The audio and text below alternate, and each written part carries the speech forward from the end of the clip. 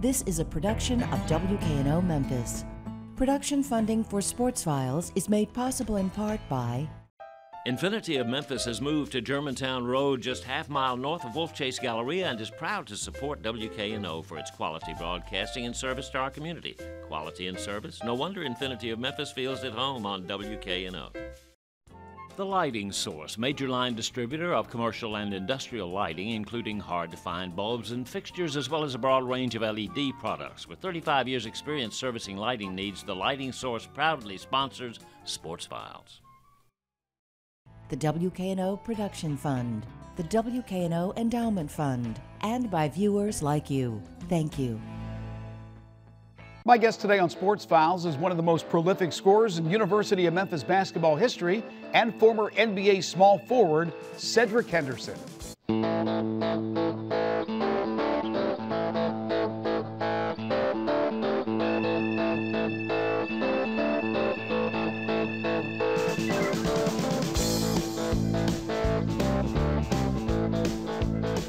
The Memphis Tigers men's hoop team will wrap up the regular season tomorrow when they face the East Carolina Pirates on the road.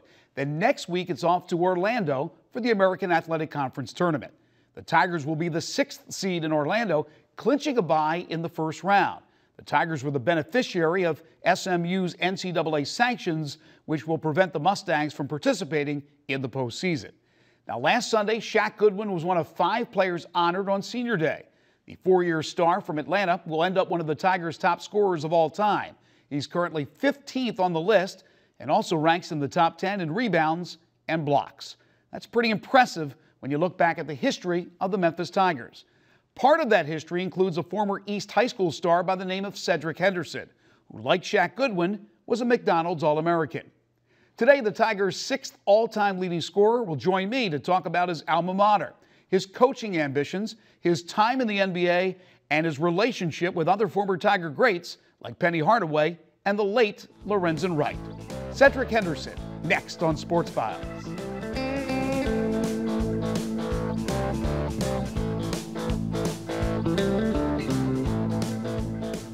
Cedric, great to have you on the show, man. Thanks for having me. Good to see you again. I know you're a big supporter of your alma mater, the University of Memphis. Let me ask you, how often do you get to go to games? I try to go as when I'm free and have the opportunity to, but most of the time I kind of watch it at home, but I stay glued to my TV as they play because I do like to watch the Tigers and root for my team. Well, you live here in Memphis, so you're certainly glued in. You're in touch with what's going on. Have you ever seen a fan base revolt against a coach like they seem to be doing against Josh? I've seen some bad things. You know, I was there when Larry went through his troubles, but not as bad as this. I think it's kind of ironic that they're doing this because I would hope the fans will come out and support the team, even though you might be upset with the coach. Most coaches who have a record like Josh has, which is nearly 100 games over 500, they would be happy with that. It's a little different. This is Memphis basketball. They've had national moments, many of them. They've had great players such as yourself. It's a little bit different. Although it's considered, I guess, a mid-major, Memphis basketball is one of the historically great programs. So the pressure's on a little bit more for coaches to perform not just winning games, but who they beat and how far they go in the NCAA tournament. With all that said, what type of job do you think Josh has been doing now finishing up his 7th year? And with his consideration, I think Josh has been doing a decent job. Lest people don't forget, he didn't really have a lot of coaching experience coming into the game when he started. You know, he was an assistant on the Calipari's, I don't know, I think for a year or two before he got a head coaching job. This is his first head coaching job. I think he's done successful as far as the production of winning. Has he done what we are spoiled, kind of want to do, get into the NCAA, beat those major teams in the top 25? Maybe he had a little trouble with that, but that comes with time. But like you said, this is Memphis. We're very, very spoiled about our basketball, and we want it today. We don't want it tomorrow. And very passionate about it. What's realistic for Memphis Tigers basketball? Should it be the NCAA tournament every year, every other year, every third year? What's realistic? Man, that's tough. That's a tough question. I think realistically, as a program, we were used, even during our bad years, we were used to playing some type of postseason. I think that's the most ultimate goal of every coach anyway. Realistically, I think we should be looking to be a NCAA team every year because of the caliber of players we are able to get here in Memphis. I think it's been a little let down in that department as far as not recruiting slid down a little bit because Calipari spoiled us. Let's be realistic. He brought in guys like a Derrick Rose, Tariq Evans, CDR. I mean, some high major names. Josh has really done some good job of recruiting, but he hasn't really brought that big fish in yet. And I think he's done a good job bringing the Lawsons in, which I think Diedrich is having a great year as a freshman. People would argue that they're there because Keelan's there. Yeah. So it seems like the argument would be anybody would be able to do that. But in defense of Josh, he's done a real nice job, but it has dwindled a bit as the years have gone on. So let me ask you this. With all that said, with everything we've just talked about, should the university make a change? And take the financial issues out of the equation right now. Let's say you can make the move financially. Should you make the move? I think he's had his turn. It's like a relationship. I think Josh has done a great job in his years here. I don't think he's a bad coach at all. I think he's a great person. I think he's a decent coach. But the relationship with the fans and him are not there. And I hate to say this is the part of the game, but it's still a business as far as some of this stuff goes. We want the fans. We want to have something to cheer about. Right. So maybe the relationship is time to, part ways.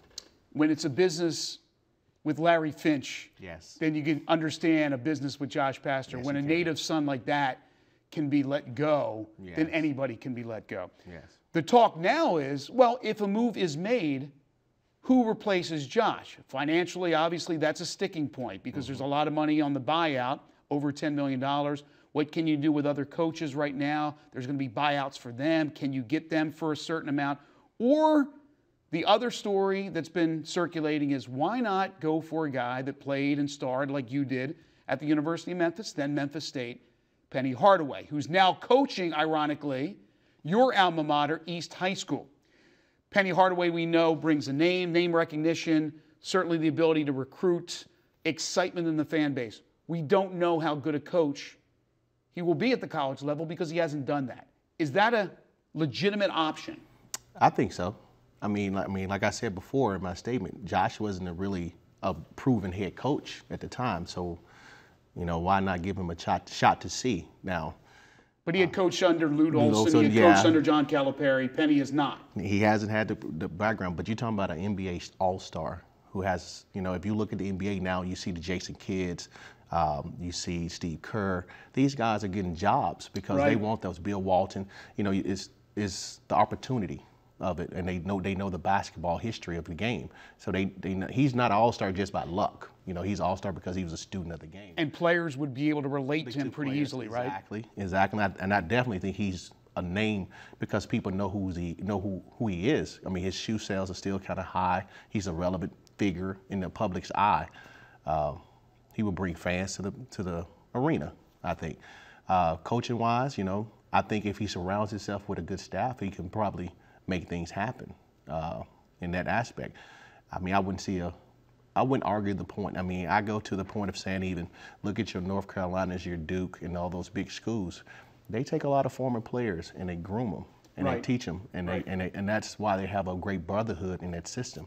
I would love to see the university go that route. I mean, if it's this would be more thrown into the fire rather than groom, but I completely understand. Yeah. As far as you're concerned, with your coaching career, a couple of years at Wooddale High School, you're now associated with Mike Miller's M33N with our good friend Ernie Kuiper. What's the future hold for you in the coaching realm of things? Well, I want to get into some collegiate coaching, I think. I tried high school. I think my mind was too fast for some of the things I wanted to teach because of the level I was teaching at. I'm trying to better myself as far as coaching and get out there a little bit more. That's why I'm doing the AAU circuit and still trying to get around. My inspiration is to try to be on the collegiate level as far as coaching. I love the game. I think my kids are old enough now where I can focus in on that aspect of my life. You have 2 daughters and a son, Cedric Jr., who just finished up his sophomore year at Briarcrest Christian. If he gets that opportunity to play college ball and let's say gets an offer from Memphis, You having played at Memphis, knowing the pressure of Memphians playing for their hometown school, would you suggest him playing at Memphis or going elsewhere? I would leave that up to him. I would leave him because that's his life. I made the choice on my own, and I would give him the opportunity to make that same choice on his own. But I will give him a nudge in the direction of coming to my school. You know, who doesn't want their child to kind of go the path you went and, you know, go to the schools and places you've been. The blessing part is I'll be there to hopefully mentor him through the process of being a Memphian at home playing for his hometown. Yeah, it's a great mentor to have. Not only are you his pops, but you've been there, you've done that as a McDonald's All-American at East, as a star at the University of Memphis, and of course going on to play professionally in the NBA and then around the world. What was your experience like playing in the NBA? And how ironic is this? Two of the teams you played for, Cleveland and Golden State, are pretty darn good right now. Yes, they are. They weren't that good. They were good in my Cleveland days. Golden State wasn't as great, but they're good right now. And it was man, a blessing. I mean, it was so exciting. You know, I never seen basketball at that level because, you know, you always saw, I mean, when I grew up, you know, probably when we grew up, it was only Memphis basketball. There wasn't no NBA, wasn't no anything. We just saw it on TV. They were your pro team, right? We were the pros in college. But when I got to the NBA, I experienced a lot. You talking about, you know, just the regimented workouts, the speed of the game, the tech, you know, the ins and out of the game, and then just flying everywhere and just getting to see all these beautiful cities, you know. And here I am, a country boy from Memphis, you know, who didn't even know what Germantown was because I stayed in Binghamton. So, you know, it was definitely an experiment. I mean, a life-changing experiment. I enjoyed it. I mean, it was. How long did it take till you got over being starstruck? Hey, there's Michael Jordan. It took me about, well, I don't know, Indiana preseason game when I got dunked on by Jalen Rose. It kind of went out the window real fast. It, right? Went out the window real fast. So it didn't take long because it became a competitive thing, and I was very competitive. Because I was, let's be honest, I was trying to prove myself everywhere I went as far as basketball went. Best player you ever played with and best player you ever played against? Well, the best player, of course, you know, is Michael Jordan. Right. I think he Did you ever guard him? I had to guard him, yes. And it wasn't fun because you knew this guy was going to shoot the ball. He was going to shoot the ball 30 times a night, so it wasn't fun. But I enjoyed it. I took the challenge, and in fact, I kind of brag all the time and say, hey, the year they went 72-10, we beat them. So I take that for credit. Why not? Yeah, why not? Hey, got to get some bragging rights. And I think the best player I ever played with, it's kind of ironic, and he's our commentator here, is Brevin Knight. And we played about 4 years at Cleveland together. Wow, best player you ever played with. Wait till I tell him that. Yeah, I mean, not like just skill-wise. It was just we had a great relationship. He was a great leader, right? Yes, he was a great leader. He was the guy who gave me the ball. So I was like, yeah, me and you can work. You played against the greatest player ever, yes. But we have a player right now who's doing things that is blowing people's minds. What do you think about a guy like Steph Curry? And even back in the day, 30, 40 years ago, when it was rougher, when you didn't get away with touching players like I mean, now you can't get away with, then you could. How would you defend Steph Curry? With the rules today, I don't know how they're going to do it because, like you said, you can't touch, you can't bump. I mean, the best you can do, is face guard. I mean, that's probably the only scenario. Say, hey, just don't let the guy catch the ball. So back then you would mug him. Yeah, back then he probably would have hit the floor a couple times. I mean, you remember the Detroit and Chicago's days, and they were physical. I think today's game has given him the benefit to be able to be so free. Right. But now, no credit's taken away from this guy. This is probably the best shooter I've seen since his dad, because I played against his dad. And this guy has skill sets. That's what makes him so special, because you don't see a guy who usually he's just a shooter, like a J.J. Redick. He just shoots. But then this guy shoots, and he can create his own shot. His handles. Oh, his handles. The way he facilitates. Yes. It's pretty amazing, though, you say that because you went up against Dell. Dell was such a great shooter, and it's dwarfed in comparison to what his son is doing. Yes, it is. This is a sad subject, but one of your Memphis teammates, Lorenzen Wright, we sit here years now since he was brutally murdered, and we still have no answer to what happened. How close were you to Lorenzen? We were good friends. I mean, because we played on the same AAU teams, we played on the same college teams, and we kept being friends through our pro careers. When the event happened, I think I was out of town, and I didn't believe it, because Ren was one of those guys who kind of free spirit of guy. I mean, but when it happened, I mean, it was shocking, because you didn't think of a young guy being gone so fast, and we were very close. I mean, our kids went to the same school, Harding, over there at Harding Academy, so we knew each other very well, and so it's been tough, even for his mom. Like I even coached his younger brother, Dominique, now on the AAU circuit, because our families were close, so we stay in touch. So I mean, it's just like you said, there's no answers to what happened. There's no closure for anybody, exactly. Right? And that's what the hardest part is about it. I think if we had closure, I think people can rest a little bit easier. But since there's no closure and the things that went on, it's tough to swallow that pill right now. No question. Well said. We like to end all our interviews with something we call 5 for the road, okay? These are simple questions. First thing that comes to mind. Favorite professional sports team, any sport, all time? Man, I'm going to say the Los Angeles Lakers. I was a Lakers fan growing up. Lakers fan growing up? Irvin Magic Johnson, one of the best competitors in the game. Sure. Do you get over now to watch the Grizzlies? Yes, I do.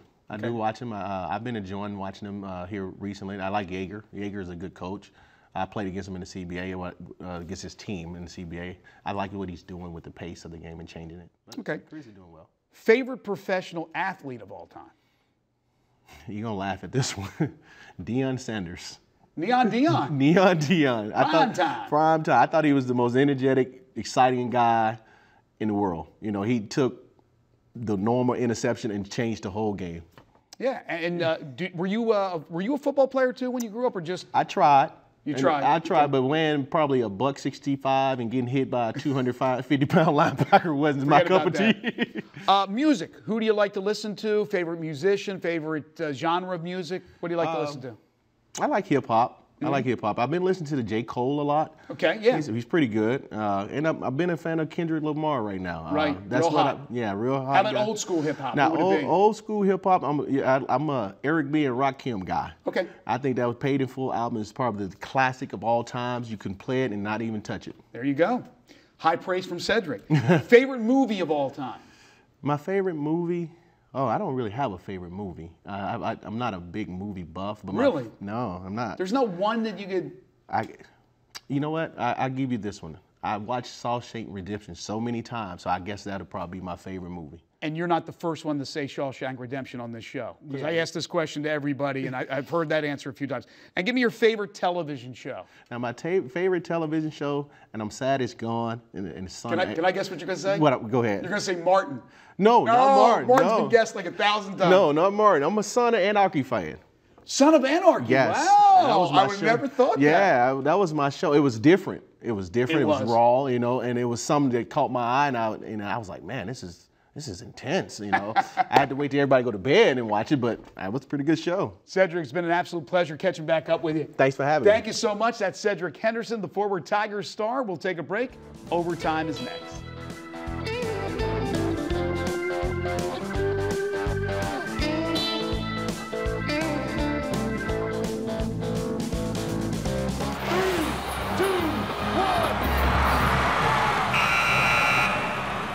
I mentioned earlier that last Sunday was senior day for the Tigers, and it ended up being a pretty special day. First, the Tigers beat a good Tulsa team by 10 points. Second, Shaq Goodwin, Tristan Burrell, Ricky Tarrant Jr., Keedron Johnson, and walk-on Caleb Wallingford were all honored. And third, the Tigers drew over 9,000 through the turnstiles, which meant the school averaged more than 6,000 fans in the building per game. It's a significant number because if the average had dipped below 6,000, the university would have received nothing from the Grizzlies per their FedEx Forum lease agreement. Climbing over the 6,000 threshold means a check for somewhere between $420,000 and $480,000. Not quite the full amount of $800,000 if they had averaged 10,000 fans per game, but a significant chunk of change nonetheless. Now at the senior day game, our friends from Boyle Insurance were at it again, helping make it a most enjoyable day for a number of kids from the boys and girls clubs. They not only got to see the victory, but they spent time on the court with the team and even had a chance to mingle with new Tigers head football coach Mike Norvell. Take a look. We do this because we think that Boys and Girls Club does more for underprivileged kids than any organization in the city. And for many, many years, Boyle has been a supporter of Boys and Girls Club. Our executives have served on the board. We've contributed financially and raised money for them. And we just don't think there's any better way to serve the city than to help kids. As a Memphis State alum, I'd love to turn them into fans. Just a lot of fun, good time.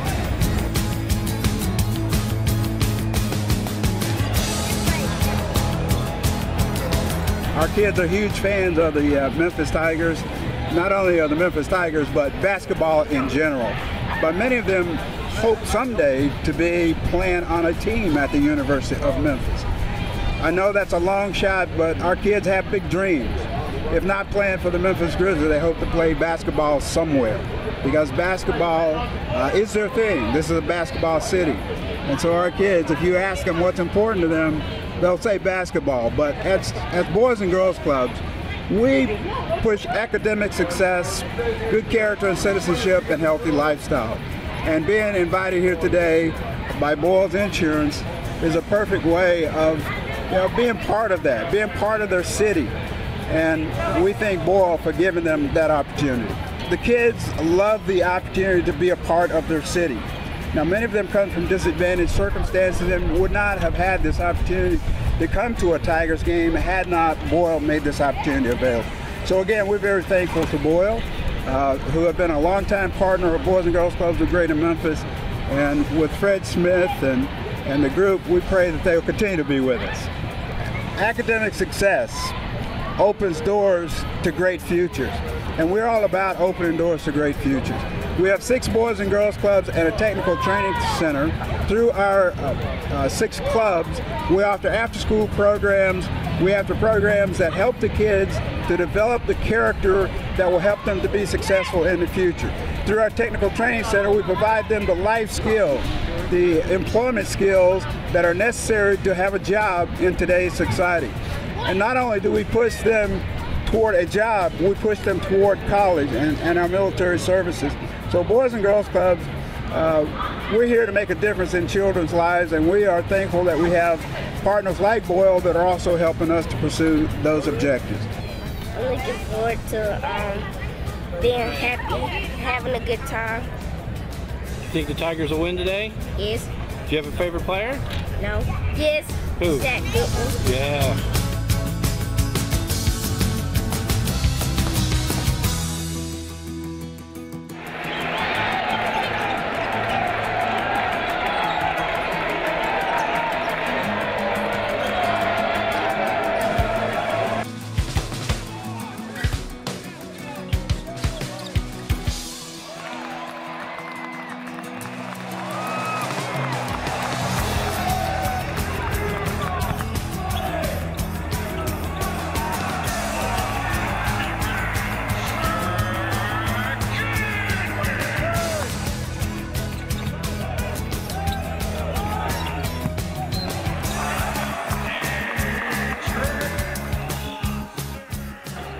Speaker for the Steak and Burger this year, Penny Hardaway.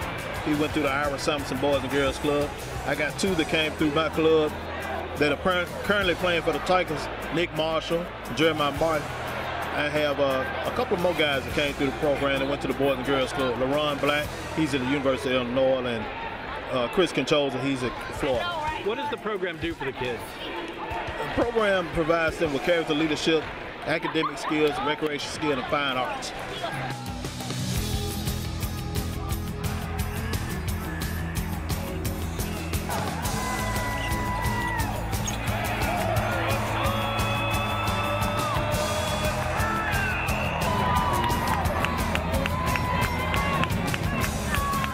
So what'd you think of the game? It was fun. I really enjoyed going. I really appreciate the Boys and Girls Club letting us go. It was nice. Thank you for the Boys and Girls Club bringing us here. Thank you, Sharon Goodwin, the best player on Memphis team, and Deidre Lawson. I love y'all. Once again, a big thanks to the folks at Boyle Insurance. Before we say goodbye, the Grizzlies will close out a 3-game homestand tomorrow as they take on the Phoenix Suns. Now, that's the same team that knocked off the Grizz a week ago in the Valley of the Sun. The Grizz continue to play shorthanded with Marc Gasol out for the year, and now fellow big man Brandon Wright back on the shelf with a sprained MCL in his right knee. That's the same knee that was surgically repaired back in December.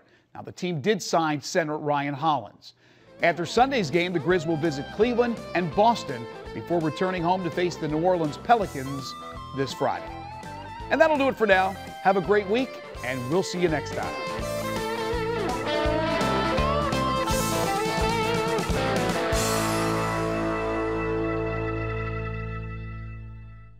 Production funding for Sports Files is made possible in part by Infinity of Memphis has moved to Germantown Road, just half-mile north of Wolf Chase Galleria, and is proud to support WKNO for its quality broadcasting and service to our community. Quality and service? No wonder Infinity of Memphis feels at home on WKNO.